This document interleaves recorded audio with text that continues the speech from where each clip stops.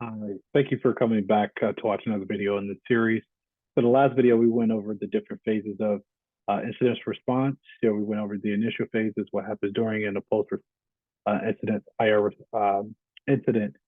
That as far as reports and the action plans or playbook needed in order to eradicate or remediate and do all the things necessary to recover from a cyber breach. In this video, we're going to go over host-related incident compromise indicators. So usually whenever a host is compromised, right, it may start showing a couple certain symptoms like a cold, right? You may start sneezing more than usual, your eyes get a bit puffy, or whatever symptoms that you may have personally to you that you know isn't normal, right? As far as you being a bit hotter than normal, a bit colder than normal, things that are not indicative of you being at a normal status as far as what your day-to-day normally looks like and how you feel, right? And the same thing works for the foundational computers, right? So there may be unforeseen system issues, right? Even though there's no application launch, there may be continuous spikes in like memory, CPU, and network utilization. You could equivocate that to running a fever, something of that nature. That's how you truly know something is wrong, even though you haven't done anything fundamentally different, right? Now, in most cases, a lot of security professionals, they don't pay attention to non-critical systems um, things on the network, right? So if this is a critical system or server, it's likely to catch the attention of a security professional. So we're going to take a look at a few things, particularly first, processor consumption, right? So when malware usually runs on the system, right, it typically starts consuming the processor. So when the system is idle, right, like here, when an application is running, usually the processor should not be running at its peak. And if it does, you can assume that maybe there's something wrong, and it could be like one of the background processes, right, which could be malware. You want to do your proper investigation. There's no false positives or anything, which could consume the processor time. So one method to usually verify processor performance is by using the task manager and verify the processor utilization, right? So, which is available on the performance tab that we're on right now. And this exhibits just normal processor utilization as it is fluctuated usually between a normal computer, maybe not necessarily a computer of a lab, right? Like this one, but fluctuates usually between 30 to 40%, which is quite normal. But also note there are like about 142 processes that are running. So it depends on the number of applications and services running, right? Now, if the system is running, it's already in like an hang state or like busy, like the task manager, it takes time to open up, right? So when a process utilization is high, which you can see right here is obviously again pretty low, it being a lab that we're running here. You can assume something in the background is consuming it, even though we may not be running any applications. So notice that in the same systems window, right, that the number of processes changes, right? So you see here, so the number of processes changes, right? So it's 137.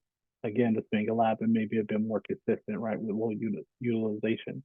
But this usually could indicate some unknown processes that are just consuming the processing time, right? So maybe may not be true in all cases, but it would be worth checking out. Now, also with memory consumption in particular, right? So usually high memory consumption, it can be another indicator of a compromised host, unfortunately. Now, some malware just simply loads themselves into memory and then uses it to also execute the task that it does looking to complete. Now, each service and application, it may run you like, it may run and consumes memory from the Windows system, right? So, however, if there are unusual spikes in memory, you might want to investigate it a bit further. Then, okay, given the days of it, that it exhibits, that it displays rather than normal consumption of memory, right? So, as far as like a malicious process, right? So, any process usually in Windows that's designed to, so I'll just click through here. See, look at who's using it, but usually when it's designed to access the CPU, usually because like when you start an application or like a process in the background, it runs with certain system resources, right? When you open up a task manager in Windows, the processes tab usually consists of a list of running processes. So let me, so here, so we can see how much memory is being used, CPU is being used by each service or application if you have one open, right? So in many cases, the process is related to the running malware will usually will show up in task manager, right? So you can actually terminate the process related to the malware. So it's important to note that even though the process has been terminated, right, technically, the malware may still be present in the system, and that the process could also be designed to start with the system startup. And therefore, when you start the system, then the process is going to start once again. So therefore, probably also check the startup tab as well in Task Manager and locate, any unknown program that's also running. If it is running, you just simply remove the program right from the startup tab, and you also delete the program directory and the related registry keys. But that's at least for any host-related incident compromise indicators. Now, for running any, let's say, unauthorized software, right? You want to prevent that. In a lot of cases, malware could disguise itself in the form of legitimate software. Sometimes it stays on the system. So the user may not realize it is malware. So the antivirus or anti-malware application fails to catch sometimes that malware as well. So to prevent the presence of such applications on your system, you can actually allow or block applications that can run, right? So for example, you could prevent any kind of batch files from running on your system. So what we're going to do is actually create a sample batch file. So software restrictor policies are policy well known, right, for like policy-driven mechanisms that provide the administrators the ability to identify and control applications. So let's actually go ahead and open File Explorer, take a look, and then let's take a look at the View tab. Then see, perfect. Take a look at the view here. Then hide extensions. There we go. Right here. Work today. Perfect. Here. And then actually, yeah, that's fine. I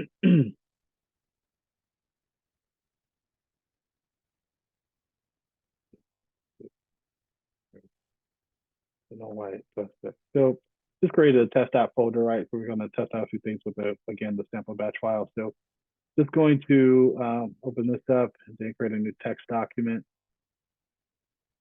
So we can run a test here. Then we're going to change the really not going to be a text file. We're going to have to change the extension. Is it?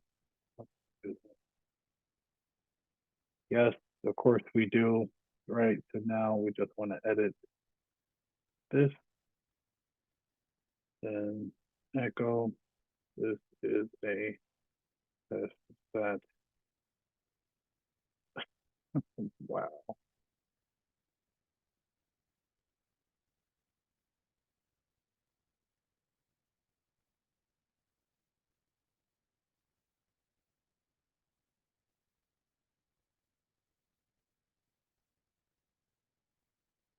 All right. Let's say. All right. Perfect. Now we can just close this out. All right. So now we're going to create a local software restriction policy. So we're just going to, now that we've created this batch file, we're just going to block it from running on the Windows system that we have. So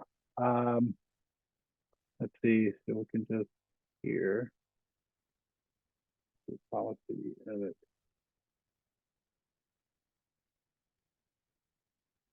That's just wrong.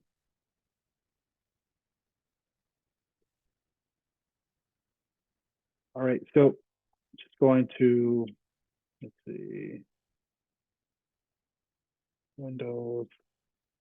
It's not clicking. There we go.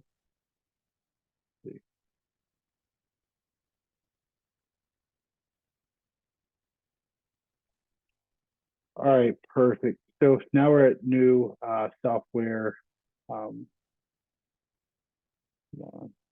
there it is. All right, perfect. So focus on security levels. All right, that folder. So the default setting is, as we can see here, is unrestricted, which means that all the applications on the computer can be launched. So just going to get into, let's see, the additional rules here. I'm going to create a new path rule. All right, so let's create it for, let's see, test that. All right, and just allow, that's fine. All right, perfect. All right, so now, yep, it has been created, so we're good there. So I'm actually going to minimize this, not maximize. All right, so now we're at a File Explorer. Let's actually head up. Then let's see, open this up. Then, there it is. All right, perfect. So it now has the dialog box. Your system administrator has blocked this program from a, for more information, contact your system administrator. This behavior is as expected as a software restriction policy will block the batch file based on this path. So that's perfectly fine. So now I'm just going to test the software restriction policy by copying the batch to another location. So I'm going to copy as path. I can just copy, right?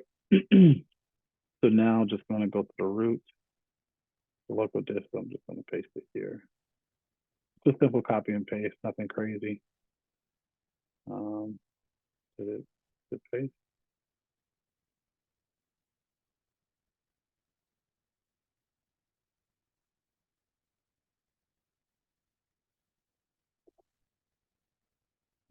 Okay.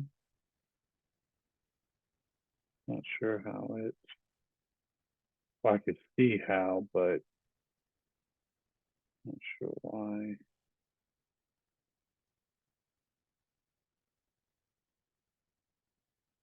Okay, let me close this out.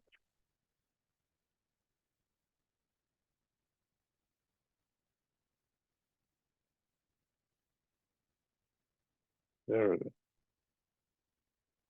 Perfect. All right, so let's open it from here. Perfect. So as we can see that the batch file runs because the software restriction policy is based on a file path, right? So if I did copy as same path, right, then it may have blocked it. It would have blocked it because of the path that it was taking, right? So, but since I placed it in another location, then it did not block it because it's a completely different path than what the rule restriction from, right? So I'm going to minimize this really quick. So let me open this back up. Want to open. All right, perfect. All right, so let's just delete this, right? Just delete it. And now I'm just gonna right click here, new hash rule, then browse, right? And then let's see, I think it should be in here. Yeah. All right. Okay, mine's going haywire. There we go. Perfect. So it's open. It's allowed. So we're good. Hit apply. Boom. So we're good there. So now the new hash rule has been added. I'm actually just going to close this out. Then let's restore the file explorer. It wants to come up, I guess. All right, so we'll go this. All right, and what's going on here?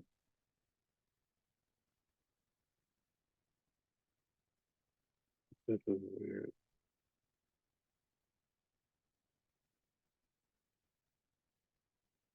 All right, so now we're just going to hit open.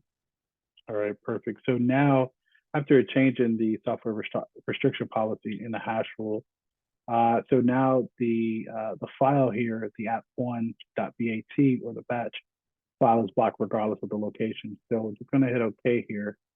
Then navigate to here. And now it's within the folder. What's going on?